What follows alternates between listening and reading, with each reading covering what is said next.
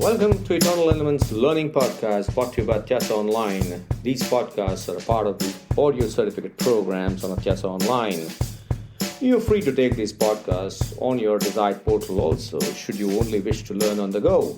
Thank you so much for engaging on these podcasts, and you can connect with the author on LinkedIn, Twitter, and Facebook.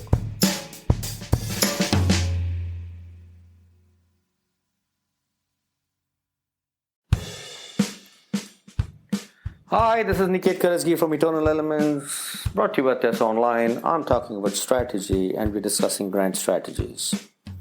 In my earlier podcast, I talked about market development. And what was market development all about? It's essentially a cosmetic modification of the product. And we're talking to the customer in the related area of the market. That means we are making cosmetic changes to the product and we are targeting the same customer. But what happens in product development, which is the strategy that I'm going to be talking about in this podcast? A product development strategy is a grand strategy that involves substantial modification to the existing product. And it can be marketed to the current customer, but it may also create a new customer for all you know, because you may attract new customer. There are two parts to the product development strategy. One, it involves substantial modification of an existing product. Or it could be a creation of a new product, but related to the earlier product. That's the differentiator. In market development, what did we do? We made cosmetic adjustments to the product to suit a particular requirement of the customer. In international marketing, this is typically done for cultural adaptation. However, in product development, what you're doing is, the intention is to expand your market. It's not about adjusting to the market anymore. Now let's talk about certain scenarios so that we understand what product development grand strategy is all about. Product development as a grand strategy is typically used for extension of the product life cycle. Let's deal with the first situation where we are doing a substantial modification of an existing product. Now if you're doing a substantial modification to an existing product, I can take the example of Pizza Hut, where they have a pizza, which could be a plain simple cheese pizza. And then they do a lot of different adjustments, which are substantial adjustments. And they come up with multiple versions of pizzas in terms of size, in terms of flavor. It could also be adaptation to the local cultures. Now what's happening here?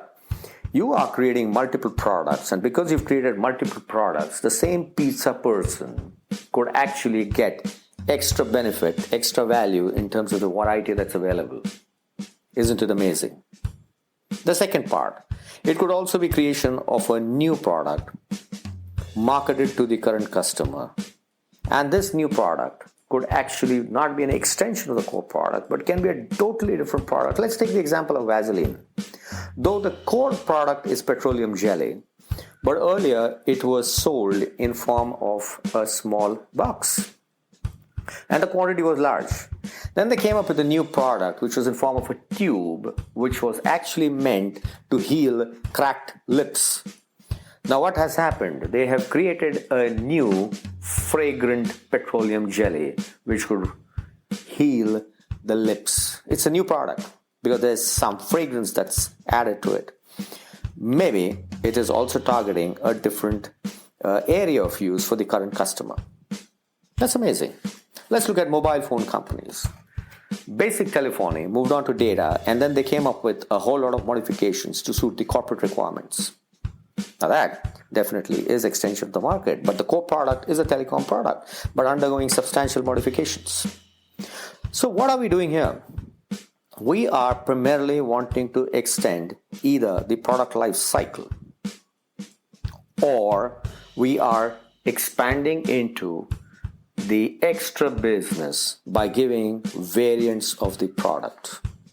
For instance, in the case of Pizza Hut, the pizza as a product is there for a long time, and therefore we are dealing with variations.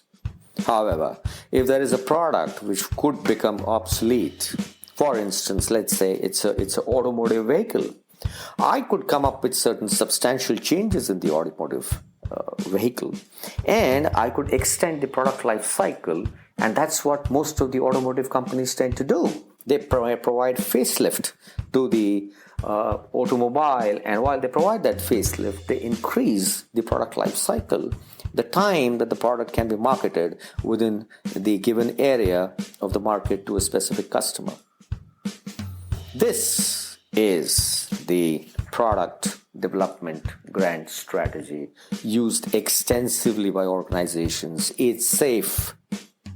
It's safe because it's working on a product that's a proven product, and the idea is the product is already generating revenues, and can we extend the life cycle of that? I'm going to end with the example of Pepsi. Pepsi as a core product is into beverages. They came up with a whole lot of variants of different beverages, and that is all about expanding into the market by bringing in newer products. However, the core is beverage. Thank you very much. This is Niket Karajagi signing off. I shall see you in the next podcast, and we are going to talk about innovation as a grand strategy. Thank you very much. I'll see you in the next podcast.